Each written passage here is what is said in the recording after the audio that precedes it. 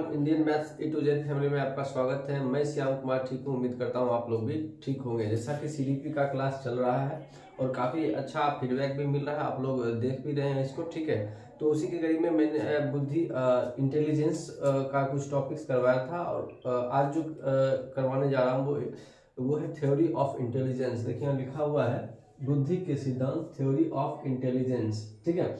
Session start करने से पहले कुछ चीज़ों पे हम बात कर लेते हैं। जैसा कि मेरा मोबाइल नंबर है, ये आप नोट कर लीजिए, मैं हर वीडियो में डालता हूँ 7979969014।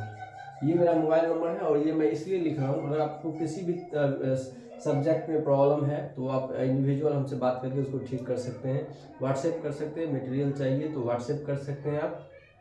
अल्टीमेट क्लास के नाम से मेरा बेगूसराय में कोचिंग चलता है, आप वहाँ पर भी आके ज्वाइन कर सकते हैं और वीडियो से भी आपको अधिक से अधिक लाभ मिल सकता है। आप मेरे चैनल को आप जरूर सब्सक्राइब कर लीजिए ताकि हर वीडियो का नोटिफिकेशन आपको मिलता रहे। आइए सेशन स्टार्ट करते हैं। जैसा कि देखिए बुद्धि के सिद्धांत यहाँ पे लिखा हुआ है थ्योरी ऑफ इंटेलिजेंस। इस इंटेलिजेंस पे मैंने ऑलरेडी पहले एक वीडियो डाल रखा है, आप उसको भी जाके देख लीजिएगा। स्टार्ट करते हैं, ठीक है। बुद्धि के सिद्धांत जो हैं, ठीक है, वो देखिए कहता है एक कारक सिद्धांत, यूनिफैक्टर थ्योरी। पहला सिद्धांत इसका है एक कारक सिद्धांत, यूनिफैक्टर थ्योरी। तो सबसे पहले हम समझते हैं कि एक कारक सिद्धांत क्या है, ठीक है, यूनिफैक्टर थ्योरी क्या है। तो इस थ्योरी का प्रतिपादन सबसे पहले जो किए थे वो अल्फ्रेड बीने एक ब्रिटिश वैज्ञानिक थे। उन्होंने ही इसका फ्रांसीसी वैज्ञानिक थे, उन्होंने इसका प्रतिपादन किया था। इनके अनुसार इन्होंने अल्फ्रेड बीने ने कहा था कि सभी व्यक्तियों में एक ही प्रकार का गुण पाया जाता है, ठीक है, जिसका उपयोग करके वो अलग अलग काम को करते हैं। पहला जो बुद्धि का सिद्धांत है वो एक कारक सिद्धांत है, यूनिफैक्टर थ्योरी। इस सिद्धांत का प्रतिपादक अल्फ्रेड बीने है, ठीक है।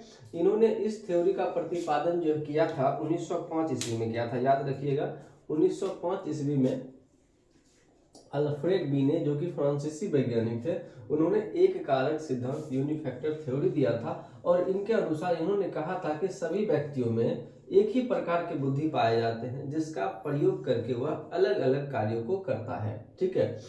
तो दूसरा कारक जो है द्विकारक सिद्धांत, बुद्धि के द्विकारक सिद्धांत जो है इनके प्रतिपादक स्पीयरमैन को कहा जाता है। स्पीयरमैन लिख लीजिए, यहाँ लिख देते हैं हम स्पीयरमैन को कहा जाता है, ठीक है। ये ब्रिटिश वैज्ञानिक थे, शायद ये ब्रिटिश वैज्ञानिक ही थे, ठीक है। ये ब्रिटिश वैज्ञानिक थे और इन्होंने इसका प्रतिपादन जो किया है 1995 ईस्वी में, एक मिनट, 1995 है ना,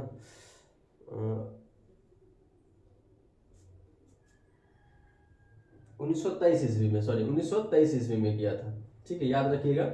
स्पीयरमैन द्विकारक सिद्धांत का प्रतिपादन किया था, ठीक है, कब? 1923 ईस्वी में, ठीक है। ये कहाँ के वैज्ञानिक थे? तो ब्रिटिश वैज्ञानिक थे। कहाँ के वैज्ञानिक थे? ब्रिटिश वैज्ञानिक थे, ठीक है। इन्होंने पहला जो इनका जो सिद्धांत था वो था सामान्य तत्व, जी फैक्टर, ठीक है। सामान्य तत्व इन्होंने कहा था सामान्य तत्व बच्चे में या व्यक्तियों में जन्मजात होता है, ठीक है, ये जन्म से ही होता है और इसके अंतर्गत जो है वो खुद के चीजों को सीखता है और अलग अलग उपयोग करता है उसका। जबकि विशिष्ट तत्व जो है एस फैक्टर थ्योरी वह थ्योरी है जो मनुष्य या बच्चा जो है या व्यक्ति किसी दूसरे से सीखता है, ठीक है, उसमें वो गुण अवेलेबल नहीं होता, वो किसी दूसरे से सीखता है। सपोज कीजिए मुझमें हमसे आप पढ़ रहे हैं, ठीक है, तो आप जो कुछ नए नए चीज को सीख रहे हैं वो किससे सीख रहे हैं? हमसे सीख रहे हैं, ठीक है। तो ये गुण जो आपके अंदर है वो किस के अंतर्गत आता है? विशिष्ट तत्व एस फैक्टर थ्योरी के अंतर्गत आता है। मैं इन चीजों को फिर से बता दे रहा हूँ। एक कारक सिद्धांत यूनिफैक्टर थ्योरी जो है अल्फ्रेड बीने ने 1905 ईस्वी में दिया था। इस सिद्धांत के अनुसार अल्फ्रेड बीने ने बताया था कि सभी व्यक्तियों में एक ही प्रकार का बुद्धि पाया जाता है जिसका उपयोग करके वो अलग अलग विभिन्न कार्यों को करता है। ठीक उसी के विपरीत स्पीयर नामक वैज्ञानिक, जो ब्रिटिश वैज्ञानिक थे, 1923 ईस्वी में एक सिद्धांत दिया, द्विकारक सिद्धांत, टू फैक्टर थ्योरी। इनके द्वारा इन्होंने बताया नहीं, बुद्धि के दो प्रकार होते हैं। पहला बुद्धि इन्होंने बताया सामान्य तत्व, जी फैक्टर, ठीक है। इसके अंतर्गत इन्होंने बताया कि यह बुद्धि मनुष्य में जन्मजात पाया जाता है, ठीक है। जबकि दूसरा बुद्धि उन्होंने बताया विशिष्ट तत्व, एस फैक्टर। उन्होंने ये बताया कि इस बुद्धि के अनुसार व्यक्ति जो है आप दूसरे से बुद्धि को सीखता है, यानी कि दूसरे के गुण को अपने अंदर लाता है, दूसरे से सीखता है कुछ चीजें, ठीक है, जैसा कि आप हमसे अभी सीख रहे हैं, ठीक है। उसके बाद आता है सामान्य तत्व कारक, सामान्य तत्व कारक ग्रुप फैक्टर थ्योरी, ठीक है।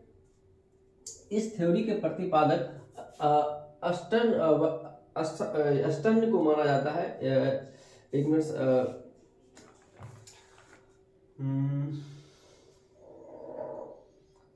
थर्स्टन है, थर्स्टन को माना जाता है। किसको माना था? थर्स्टन, थोड़ा इनका नाम थोड़ा था ये है, इसलिए किसको माना जाता है? थर्स्टन को माना जाता है। इन्होंने समूह तत्व सिद्धांत का प्रतिपादन किया। अब समूह तत्व सिद्धांत क्या है, इसको इनको समझते हैं। इन्होंने कहा कि नहीं, बुद्धि जो होते हैं अलग अलग बुद्धि से मिलकर, यानी कि अलग अलग तत्वों का एक ग्रुप है, ठीक है, बुद्धि। इन्होंने कहा कि बुद्धि एक अलग अलग तत्वों का ग्रुप है, जिसका उपयोग करके मनुष्य जो है अलग अलग कार्यों को करता है, ठीक है। अब आते हैं हावर्ड गार्डनर, एक मनोवैज्ञानिक थे, जिन्होंने बुद्धि को कई भागों में बांटा, ठीक है। जैसा कि मैंने यहाँ लिखा है, शाब्दिक भाषाई बुद्धि, तार्किक गणितीय बुद्धि, स्थानिक बुद्धि, और मैंने यहाँ लिखा है शारीरिक बुद्धि, संगीतात्मक बुद्धि, अंतर्वैयक्तिक बुद्धि और अंतःवैयक्तिक बुद्धि, प्रकृतिवादी बुद्धि, ठीक है। देखिए, इसमें से ये 6 और 7 नंबर का जो पॉइंट है, ये काफी इंपॉर्टेंट है और यहाँ से क्वेश्चन भर भर के एग्जाम में आते हैं। इन चीजों को हम अच्छे से पढ़ेंगे। तो सबसे पहले हम इनके हर बुद्धि के बारे में आपको व्याख्या करके बताते हैं। तो पहला बुद्धि इन्होंने जो दिया वो शाब्दिक भाषाई बुद्धि दिया, ठीक है। इसके अंतर्गत इन्होंने बताया कि व्यक्ति में जो है शब्द या भाषा अर्जन करने की क्षमता जिस व्यक्ति में पाया जाता है ज्यादा, उसे भाषाई बुद्धि के अंतर्गत रखा जाता है। जिस व्यक्ति में भी भाषा अर्जन करने की क्षमता ज्यादा होती है, वह व्यक्ति सामान्यतः वकील, पत्रकार बनते हैं, ठीक है। अब आते हैं तार्किक और गणितीय बुद्धि। तार्किक और गणितीय, नाम से ही लग रहा है कि लॉजिकल और मैथमेटिकल, ठीक है, जिसमें यह गुण पाया जाए, जिसमें तर्क, किसी भी चीज पर तर्क करने का और कैलकुलेशन करने का गुण ज्यादा पाया जाता है, उस बुद्धि को उन्होंने कहा तार्किक गणितीय बुद्धि का नाम दिया। और इसके अंतर जिसमें यह गुण पाया जाता है, तार्किक गणितीय बुद्धि, वह जनरली जो है अकाउंटेंट बनते हैं, साइंटिस्ट बनते हैं, मैथमेटिशियन बनते हैं, ठीक है। अब आते हैं स्थानिक बुद्धि। स्थानिक बुद्धि कहने का मतलब है कि स्थानिक बुद्धि उस बुद्धि को कहते हैं जिसमें ये अमूर्त बुद्धि के अंतर्गत आता है। स्थानिक बुद्धि अमूर्त बुद्धि के अंतर्गत आता है। इसमें व्यक्ति जो है अपने मन में पहले छवि बना लेता है। जैसे कि मान लीजिए एक आर्किटेक्चर को लीजिए, वो घर बनाता है, तो घर किस प्रकार का होना चाहिए, रूम कहाँ पे होगा, बेडरूम कहाँ पे होगा, ठीक है, किचन कहाँ पे होगा, उसके दिमाग में पहले से छवि बन जाता है, ठीक है। और उसके बाद उसको वो ड्रॉ करता है और उसके अकॉर्डिंग वो क्या करता है, बिल्डिंग को डेवलप करता है। तो वो किस बुद्धि के अंतर्गत आता है? यानी कि स्थानिक बुद्धि के अंतर्गत आता है। और यह बुद्धि जिसमें पाया जाता है वह व्यक्ति आर्किटेक्चर बन सकता है, क्या बोल सकते हैं, चित्रकार बन सकता है, मूर्तिकार बन सकता है। जो मूर्ति वगैरह बनाता है वो क्या देखते हैं, पहले अपने मन में छवि बना लेता है, उसके अकॉर्डिंग मूर्ति को ढालता है, ठीक है। एक चित्रकार पहले अपने मन में छवि बनाता है, उसके बाद चित्र को वो बनाता है, ठीक है। तो आप समझ गए कि जिसमें स्थानिक बुद्धि होगा वो आर्किटेक्चर बन सकता है, मूर्तिकार बन सकता है, और क्या बोलते हैं, आर्किटेक्चर, चित्रकार, मूर्तिकार, ये सब बन सकता है। तो फिर से हम इन तीनों को एक बार रिपीट कर देते हैं। शाब्दिक बुद्धि यानी कि भाषा अर्जन करने की क्षमता जिसमें अधिक होती है वो शाब्दिक बुद्धि के अंतर्गत आता है। यह गुण जिसमें पाया जाता है वो वकील, पत्रकार बन सकते हैं, ठीक है।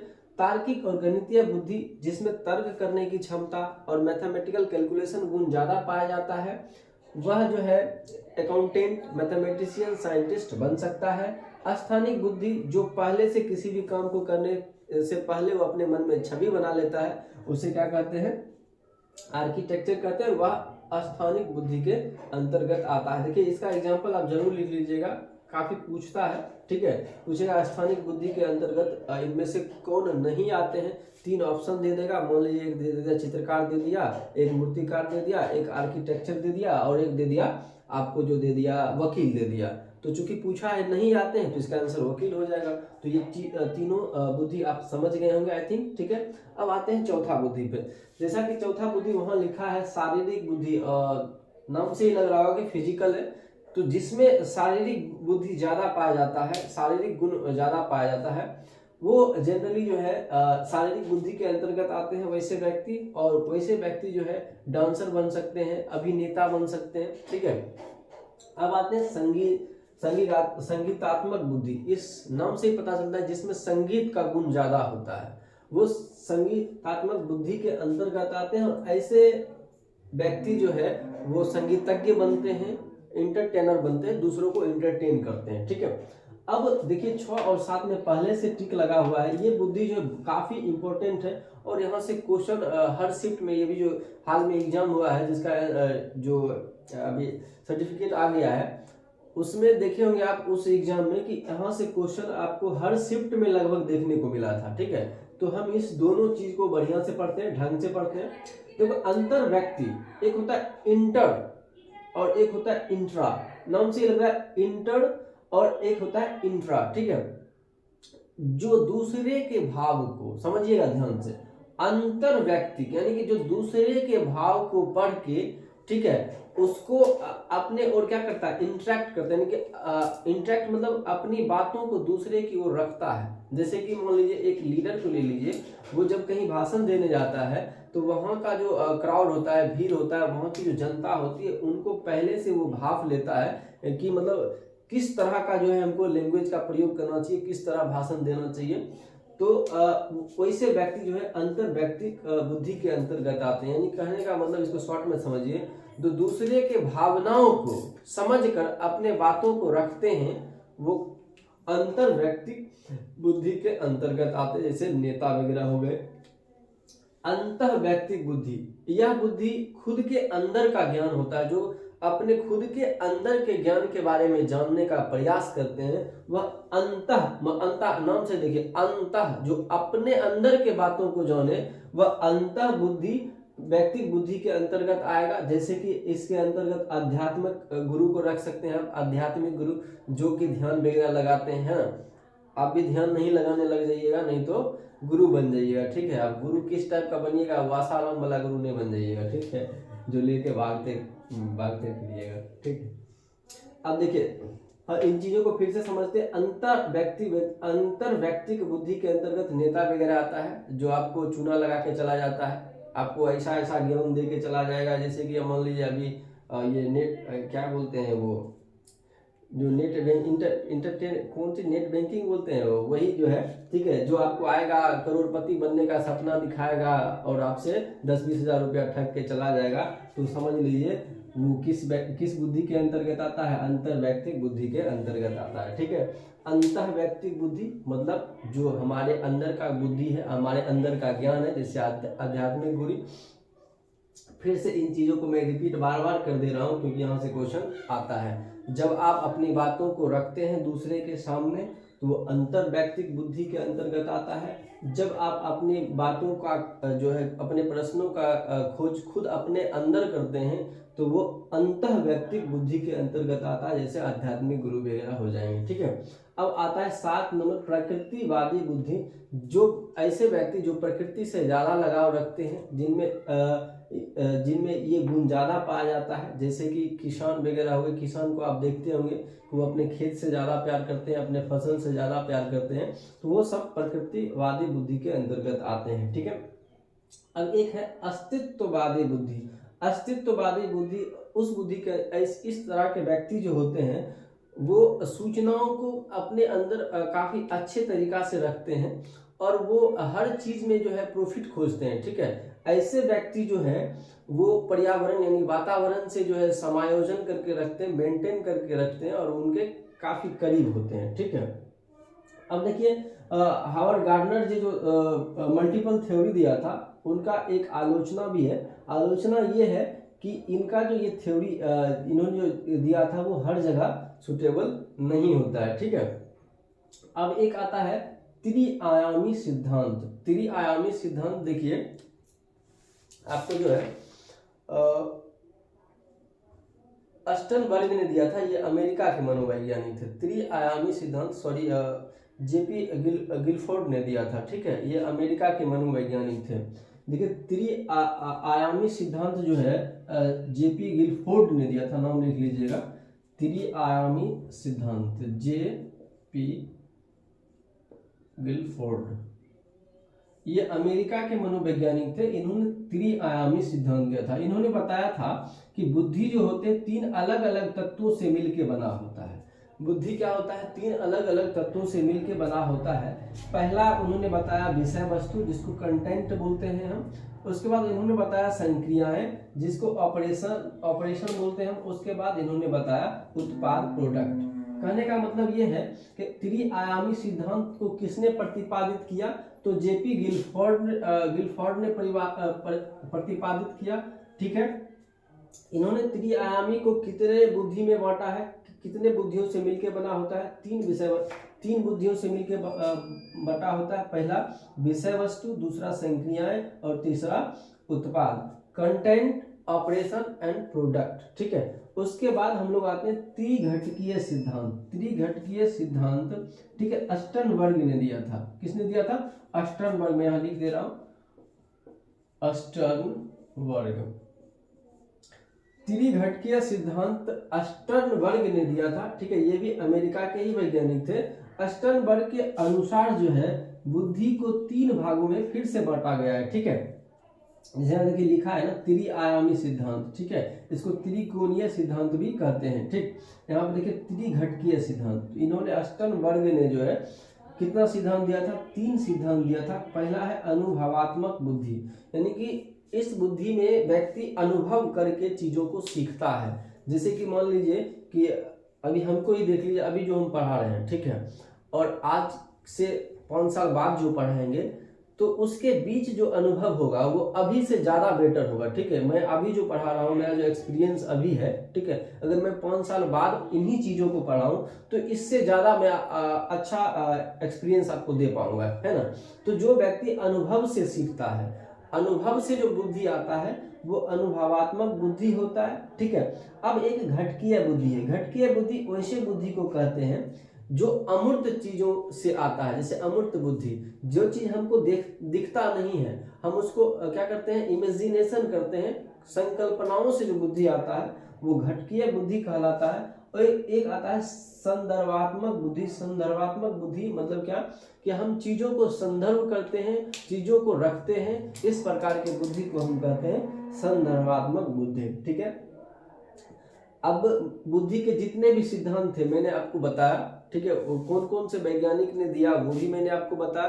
तो आज का जो वीडियो है वो और इससे पहले का जो वीडियो था वो दोनों मिला के अगर आप पढ़ लेते हैं दोनों वीडियो, तो उम्मीद करते हैं कि बुद्धि इंटेलिजेंस से जितने भी क्वेश्चन आपके बनते हैं, ये गारंटी है कि जितने भी क्वेश्चन आपसे बनते हैं छूटेगा नहीं, ठीक है।